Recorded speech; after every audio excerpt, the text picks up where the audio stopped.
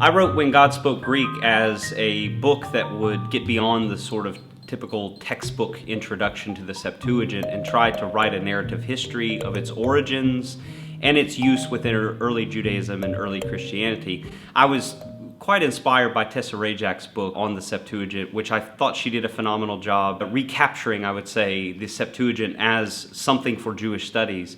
And I was, in a similar way, trying to do something for Christian studies in an effort to show how the Septuagint was very much a part of the early centuries of the Christian church. The Septuagint actually is a catch-all term that we use, and now we refer to the entire body of Greek translations as the Septuagint. So there are translations of the Hebrew books into Greek, and then there are original compositions that come to us as Greek texts, like some of the books of the Maccabees and so forth. And it's called Septuagint, Septuaginta, from a Latin word that refers to 70, because of the legend of Aristeas, which says that there were 70 translators, 72 in fact, that came from Jerusalem.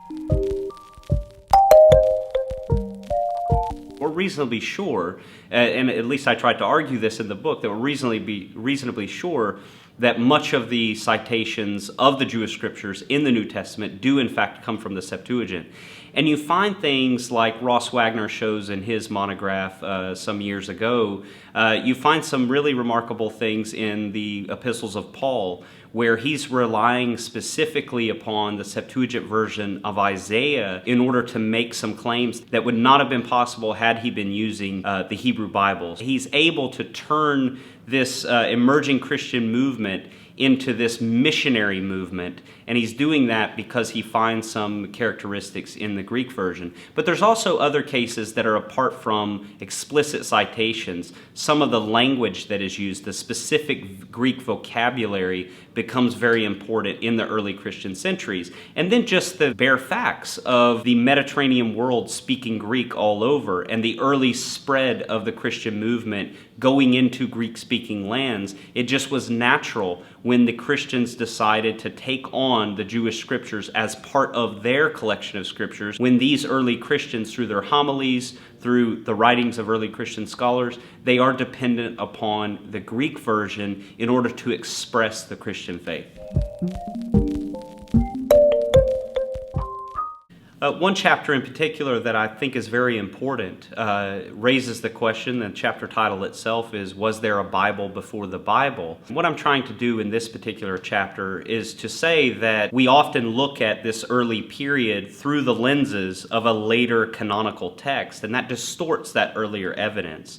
And so I show, but then the research and scholarship that has been done by great people over the past few decades on the Dead Sea Scrolls, how that has sort of unsettled us from this idea that from a very early period we have this stable biblical text that stays the same throughout time, and any deviation from that, for example, in the Septuagint, must be because these translators had some reason to do something funny with the text. So, well, the Dead Sea Scrolls actually turned all that on its head because they showed us for the first time that there were Hebrew and Aramaic texts that mirrored those texts in the Septuagint. So no longer could one say, okay, this Greek translator's just gotten out of hand. Instead, now we see that Scripture, up to a very late point, was still being formulated. Well, naturally, when the New Testament writers, well, we know them now as New Testament writers, but at the time, these writers who were following this new way of Jesus, when they're writing and citing the Jewish scriptures, of course, that in a way authorizes this type of text. And they're always using these scriptures to prove a point about Jesus. And so the new emerging Christian movement, of course, they're not trying to investigate and use the Jewish scriptures on their own terms. They're actually using it as a proof for the coming of Jesus.